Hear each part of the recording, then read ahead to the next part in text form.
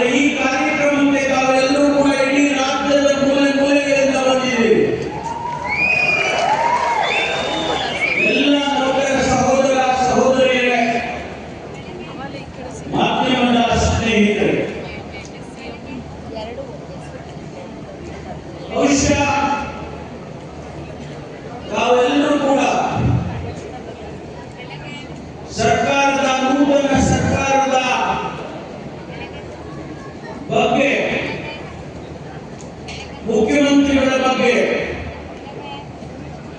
ಏನೆಲ್ಲ ಅಭಿನಂದನೆಯನ್ನ ತಾವು ಇಟ್ಕೊಂಡಿದ್ದೀರಿ ಅಂತ ಹೇಳಿದ್ರೆ, ಈ ನಮ್ಮ ಅಭಿಮಾನದ ಅಭಿನಂದನೆ ಸಾಕ್ಷಿ ಆಗ್ತದೆ ಅಂತ ಹೇಳಿ ನಾನು ಭಾವಿಸಿಕೊಳ್ತೇನೆ.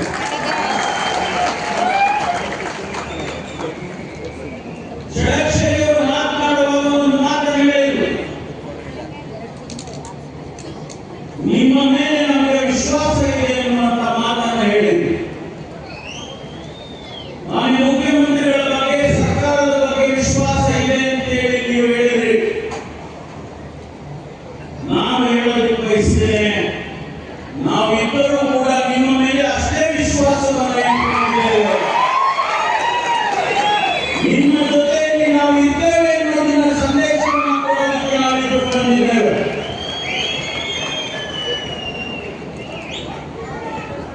ಬಹುಶಃ ದೇಶದಲ್ಲಿ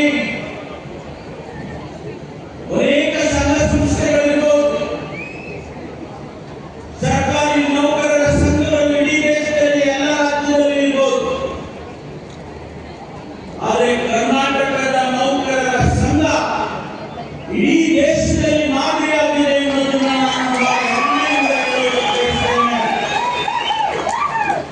ನಾನು ಸುಮ್ಮನೆ ನಿಮಗೆ ಸರ್ಟಿಫಿಕೇಟ್ ಕೊಡೋದಿಲ್ಲ. ಸ್ನೇಹಿತರೆ, ಈ ದೇಶದಲ್ಲಿ ಕರ್ನಾಟಕ ಜಿಎಸ್ಟಿಯಲ್ಲಿ 2ನೇ ಸ್ಥಾನ ಪಡೆದುಕೊಂಡಿದೆ. ಪ್ರಪ್ರಥಮವಾಗಿ 5 ಗ್ಯಾರಂಟಿಗಳನ್ನು ರಾಜ್ಯದಲ್ಲಿ ನಾವು ಘೋಷಣೆ ಮಾಡಿದಾಗ ಅನೇಕ ಟೀಕೆ ಟಿಪ್ಪಣಿಗಳು ಬಂತು. ಆ ಟೀಕೆ ಟಿಪ್ಪಣಿಗಳ ಮಧ್ಯದಲ್ಲೂ ಕೂಡ ಇವತ್ತು 5 ಗ್ಯಾರಂಟಿಗಳು ಅನುಷ್ಠಾನ ಆಗಿ ಇಡೀ ದೇಶದಲ್ಲಿ ಮಾದರಿಯಾಗಿದ್ದಾವೆ. 14 ರಾಜ್ಯಗಳು ಇವತ್ತು ಅದನ್ನ ಮಾಡ್ತಾ ಇದ್ದಾರೆ. ಮೂರನೇದು,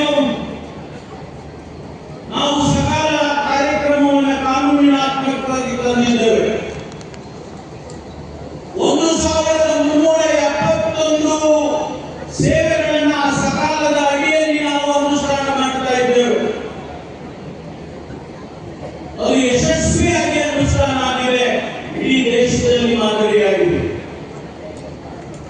ಇದಕ್ಕೆಲ್ಲ ಯಾರ ಪ್ರಕಾರಕರ್ತರು ಅಂತ ಹೇಳಿದ್ರೆ ತಾವು ಸರ್ಕಾರಿ ನೌಕರರು ಅನ್ನೋದನ್ನ ಬಹಳ ಹೆಮ್ಮೆಯಿಂದ ಇವತ್ತು ನಾನು ಹೇಳಲು ಬಯಸ್ತೇನೆ.